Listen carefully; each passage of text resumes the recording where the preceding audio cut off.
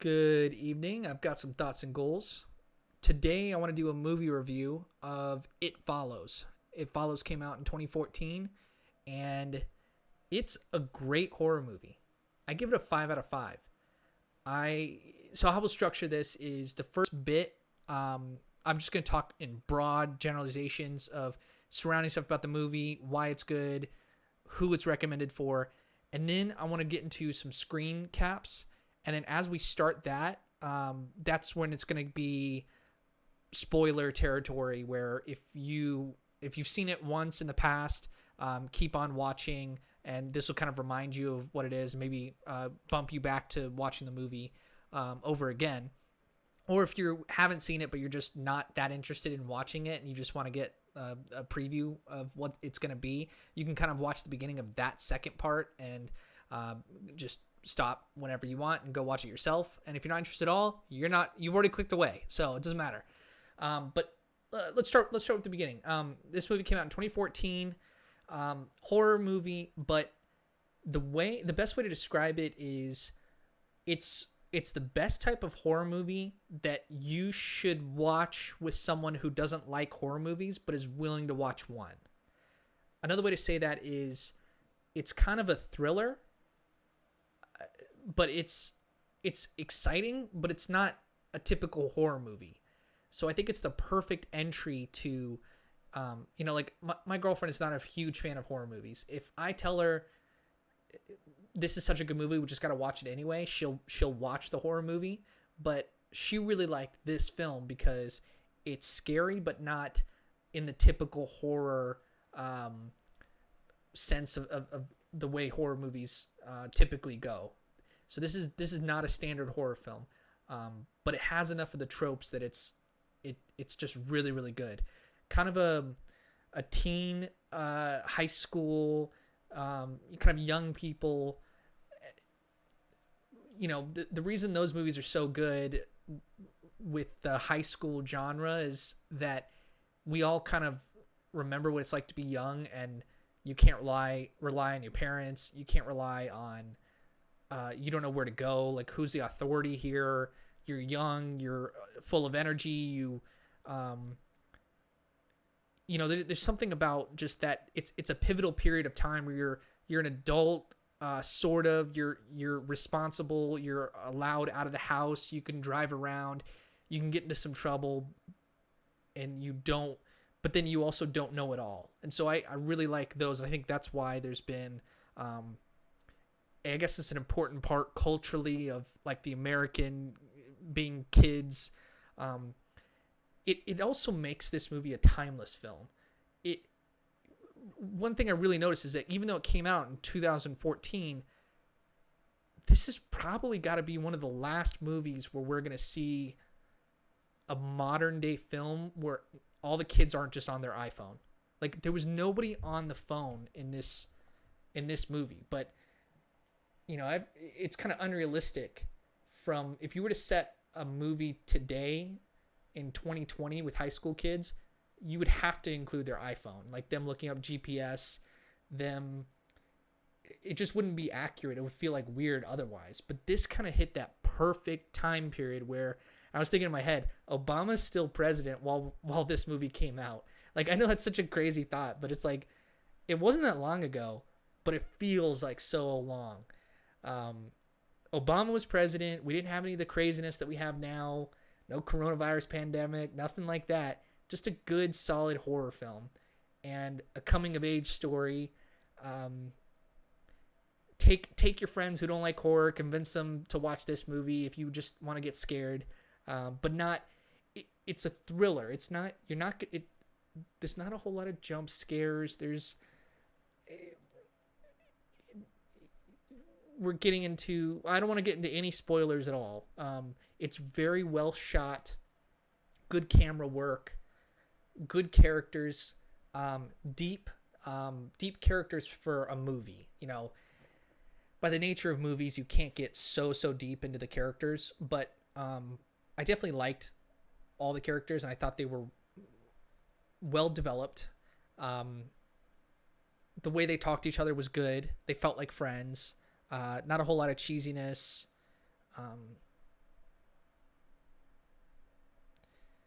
good setting, really good screen caps. That's why I'm going to go through this film and break it down like screen by screen, and we'll go through it. Highly recommend if you haven't seen it. This is one of the best horror films of the past decade, from 2010 to 2020. It's right up there with Hereditary, Midsummer. Let's see, you got It Follows. You have a couple other horror films. They're kind of escaping me right now, but you know, if you look up a top horror films of the decade, It Follows is going to be on there, and it's kind of in the same. I thought this was a PG-13 movie because I remember the first time I watched this years ago, it didn't seem like it had anything crazy that would give it that hard R rating. But upon rewatching it, it is an R-rated film, and it does have things that should make it an R-rated film. But it's not hard. I would say you could watch this with, a 14-year-old, 15-year-old, 16-year-old. It doesn't have to be adults only. This isn't that type of horror movie. So for whatever that's worth, but it's not like overly like bad language. It wasn't like super, super violent. And it's creepy, but it's not gross. So that's all I'll say about the movie right now. Very artistic, and good camera work and good acting from young people. Nobody famous in this movie, which is great. I love to see that. So moving on, let's go through. I found a couple like just awesome fan made. And that one's not that great. This one's cool. I just like the font. Just fan made movie posters.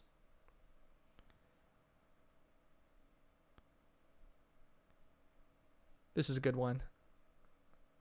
Almost like an older movie. Yeah, and we're getting into spoiler territory. So if you're not going to see this movie, be forewarned and pause the video, go watch the movie, come back, whatever you got to do. So here's a bunch of screen grabs from the movie, and let's just take these like step by step. The way it opens up is great. It's kind of evening time, still light outside. It's fall. You should be watching this. We're nearing the end of October. I think it's Halloween tomorrow when I'm filming this. But, I mean, this is the perfect time to set a horror movie. We're getting into winter, not quite there yet. Leaves are falling. Suburb. This shot is pivotal throughout the entire movie. Kind of takes a lot in, a lot left to right. You've got the pathway going all the way down until the horizon point. You've got the entire like camera moves from here, and so if we go to the next screenshot, it pans around, and we have a girl who's just run outside her house. We have no idea what's going on. The music is, I love the high violin tension music, kind of tension's rising, and a young cute girl like running out of her house. She's scared. We've got a neighbor here taking their, just living the suburban life, nothing crazy, and she's terrified, she's scared. And I think even someone like asks her, "Hey, honey, are you all right?" Or her dad like walks out of the house, and she's walking around in heels, which I loved. If you're scared and terrified, wouldn't like the first thing you do take off your heels so you can run? But sometimes with movies, like exaggerating the effect, like in artwork, with comic books, you draw like the comic book heroes as like super life-sized, and it just works because you're seeing a fiction. It's fictionalized. It's supposed to be exaggerated in that way. So she's running around in heels from some unknown thing, and you're not even sure what it is. Is it a ghost? Is it an invisible monster? You have no idea at this point. And the way the camera works is that it doesn't follow along the character. It's just existing there. It just kind of goes around. And she runs out of the house. She's looking back behind the camera which creates a sense of dread because what is she looking at? What is she so scared of? She runs all the way around, and what she's doing, I love when movies open up like this. You're thrust into a situation, and you're trying to guess at what the character's doing, but they're not telling you. And this movie does a lot of that. It's a really good example of this is Casino Royale, the first the modern James Bond movies. We're put in a situation where you don't know much about James Bond yet, but he starts with a really cool parkour sequence. And I think that movie came out in 2008 or 7. I'm just guessing off the top of my head there. I don't know. Parkour was not a well-known thing. They made a couple jokes about it on The Office. You people didn't know that there was a whole like cool thing that you could do, and kind of what I like is like modern urban jungle, running around, jumping over obstacles, get from point A to point B as fast as possible. And so they thrust us into the action of James Bond is either chasing some guy or getting chased, and that was interesting. And here it's the similar thing where you're put into the situation where you see a young girl running and she's running from something, but what is it that she's running from? And that with the music, perfect. It's a great opening. Let's keep on moving. Yeah, we cut to she runs around, goes back into her house, grabs her keys, tells her dad, "Oh, don't worry about me," which I was alluding to that earlier. Young people that want to solve their own problems but keep stuff hidden from their parents, and so they don't know how to ask for help, and part of it's hubris, just being young and invincible, and part of it is not knowing what to do in a bad situation and relying on your friends, and which is why this character, this girl is different from our main character, who very much relies on her friends. So she gets in her car, starts driving away. She goes to a beach in the middle of the night. She's scared. This is a great shot because she's so small and the darkness is large, and the headlights are on her. And why would you run away from the security of your house? Where you don't know this as you're watching it, but you're like, why would she not just go home? And there must be something that's chasing her, and why is she going in the middle of a beach? So moving on, we're introduced to our main character. She's swimming in a pool. I don't know how to say this without sounding... This is just a trope of horror movies, and I noticed it in this movie, and I just noticed it with a lot of horror films, and I hope people don't think like I'm a perv. I'm just analyzing it. Like, right before scary scenes, they'll have sexual innuendo. And so like with our main character, she's a cute young girl, and they'll show her in her bathing suit or something, and then or her having sex with her boyfriend, and then they show you something scary. And I noticed that because a lot of horror films will take like sexual excitement and try to like raise it up in their audience, like even if you're not sexually turned on by it, but just the excitement of, okay, there's some, like a character starts to take off their clothes, or they start to have sex, or and then we lead into the scary tension. So it's raising the excitement. And I know this is like high school kids, so it's, but, and they're not sexualizing them overly. It's nothing like that, but I'm just telling what the movie was doing. And I actually like that about this movie it was artfully done. It wasn't gross, wasn't creepy, but it's kind of a trick that now I've mentioned it, maybe you'll see it in other horror movies, like moving on.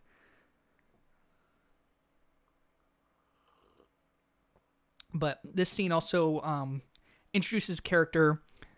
She kind of jumps in the pool. The water is very symbolic for things that are going to come. By the end of the movie, it's significant because she takes a swim inside a pool when they grab the monster creature that ends up following her. and so kind of open up the character with that and then end the story with it. Very nice. And then she looks at like these two young boys that are staring at her, and she kind of smirks and says like, I see you staring at me.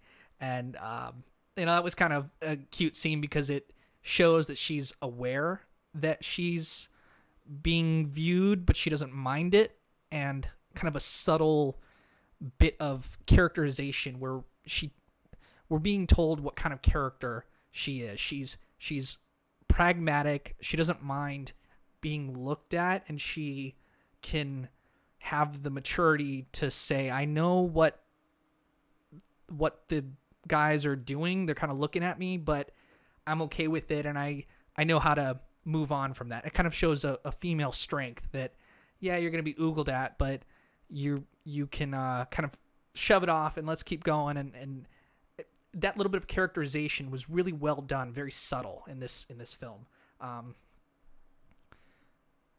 So let's keep moving on.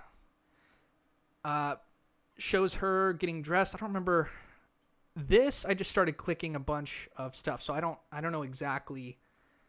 I think I just clicked all the top ones.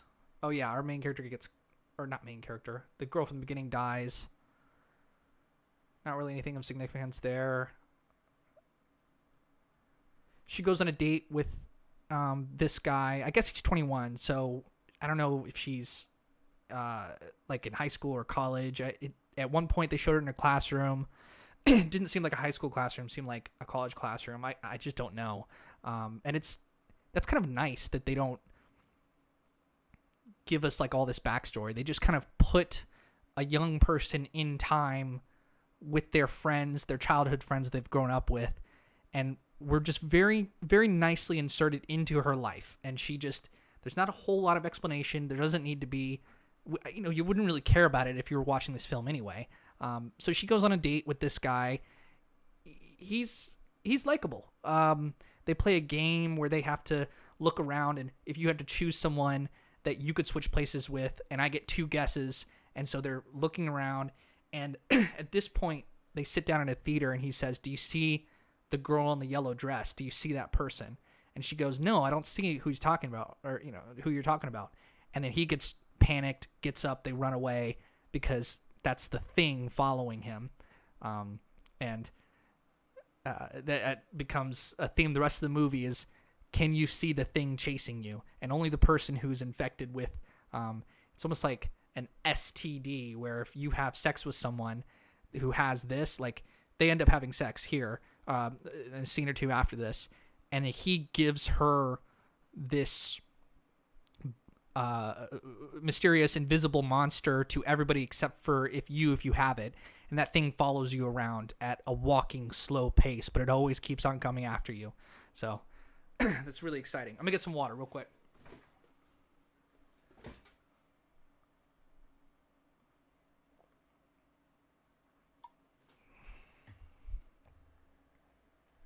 All right. And good scene because, again, they're alluding to pointing at the beginning. They're looking past us, the viewer, towards the thing behind us. And this movie constantly gives you the sense of, it sets you at just uneasy, like, what's behind me? And I know you're the viewer looking at this screenshot, but it feels like they're looking at something behind you. And very well done. This was a good scene because afterwards the music is, the tension is mounting, and they're having just, after a date, young couple looking around, just having a good time. I've been in this situation. I've been the guy just on a couple first dates with your girl. You're having a good time. I'm not sure in this scene. I believe we don't really listen to what they're talking about, but we're focused in on them. And what's really is that she like sets her head down and she like starts laughing or something, and then the monster appears right behind here out of focus and just starts creepily walking towards them. And that was really well done. Just, I love scenes like this where it's show don't tell. They aren't telling you the dialogue of what actually the monster does comes halfway through the movie or maybe later. and it's by this guy the second or third time we see him, like way later on. So you're in the dark, and that's another thing that's worth saying about this movie is that it's not that original to have like a zombie-like creature that infects people or chases after people and kills them. But because we know so little about the monster, that's what creates the tension. That's why you're creeped out. And this movie killed it with that. It shows them after the date. They have a nice time. They sleep together. Little does she know that he is just having sex with her so he can give this monster away to her. She is lying down. She's happy. This was a well shot scene because she's relaxed and kind of teenagers having sex in the car. I've been there before, done stuff like that, and we kind of all like, it's just kind of like an American pastime of growing up and being carefree in the middle of a parking lot, not being bothered by anyone. You're always around teachers or parents or just around your friends or whatever, and kind of this is the one point you feel at ease, like we're just me and my significant other in the middle of an abandoned place, a place you're not supposed to be. And she's, right after she's relaxed, and then the guy comes and like chloroforms her, and you're in such a vulnerable position, and you get taken advantage of by the person you've just had a great evening with. We come to find out it's not really, I mean, it was his fault and he shouldn't have done that, but he's doing it out of fear for his own life. So we'll keep on going. Yeah, and he ties her up and puts her, so we'll jump ahead to this. He ties her up and puts her in a wheelchair and said, he's walking around all freaked out, looking for the monster, saying, "I'm sorry I had to do this. Please forgive me. You'll understand." And that's when the boyfriend, kind of tells her the first inkling of what's going on and the creature that is going to be chasing her. And he apologizes and all this stuff. This was just a good, really, really good scene because the camera was attached. So when she was shaking around and moving, the camera was moving as well. And that it puts you into the scene, and it's very close up and personal. I mean, she's my girlfriend I was watching the movie with, she was like, he could have at least put clothes on her or like something. And I was like, yeah, that's probably why they filmed it this way, is because she's, vulnerable, doesn't have her clothes on, she's disoriented, she's in a place she's not familiar. All these things factor together to make it as scarier than it would have otherwise been. So these are all decisions that go into shooting a good scene in the way it is. At one point, this guy comes around, grabs the wheelchair, and spins her around. She's got this look of terror on her eyes, and the camera moves along with it, and it's just really well done. So let's keep going.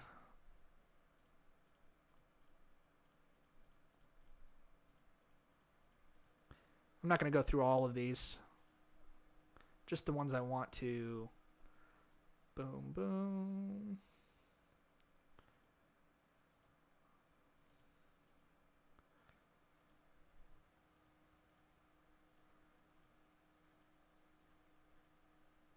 All right, let's keep going. She gets dropped off. The boyfriend drops her off, and they call the police. And, this was a really weird scene because right behind what we're looking at is her friends at the house. They just hang out, hang out at someone. You go over to someone's house and just hang out all day. And they're playing with cards and stuff. And they know their friend's out, and then she gets dropped off, and they kind of freak out. It's very disoriented. What's going on? Like, what? Why did it happen this way? So they make her some food. She ends up going to the hospital.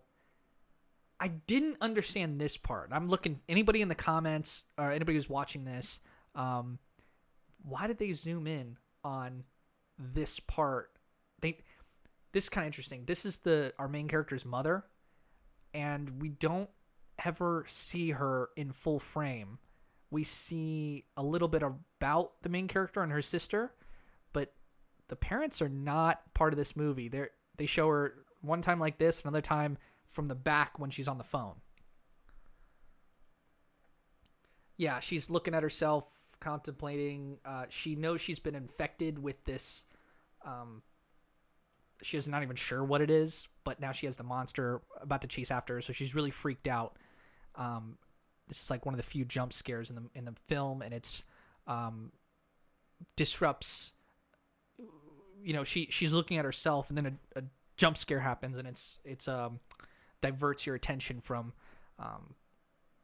what she like when you're focused on something and you're scared and anxious about it, and then something else happens, you're shocked, and now you're disoriented because the thing I was worried about, now I have to worry about the rest of the world, and sometimes it's overwhelming. So they did a good job doing that in this movie.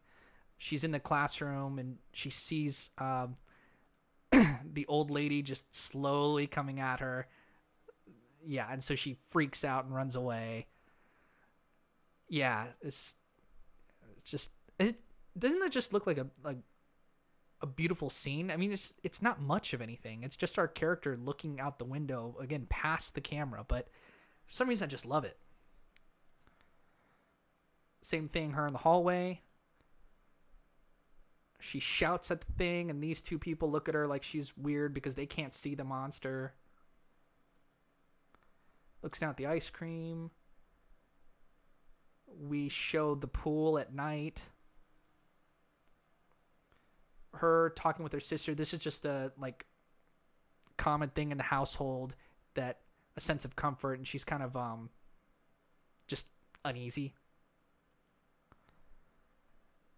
Her childhood friend, who's his name is Paul in the movie, offers to sleep over and protect her because he always wants to make sure she feels protected.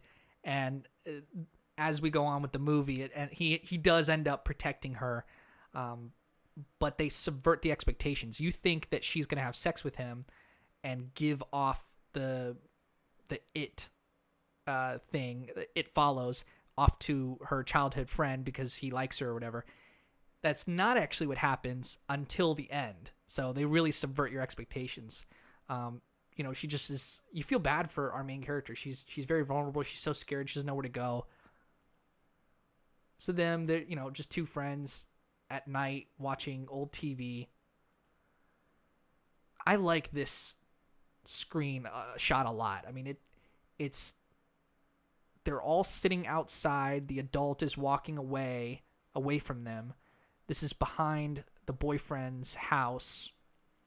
They find him and ask him, and we're significantly far into the movie at this point, and they're just now learning about it. Just kind of, I did this with my friends growing up. Like, you just sit around in a circle and just talk, and this is kind of an important meeting, and it's outside so they could see if anyone's walking towards them. Again, we have many shots of like this in the movie. Just beautiful. They're waiting and waiting.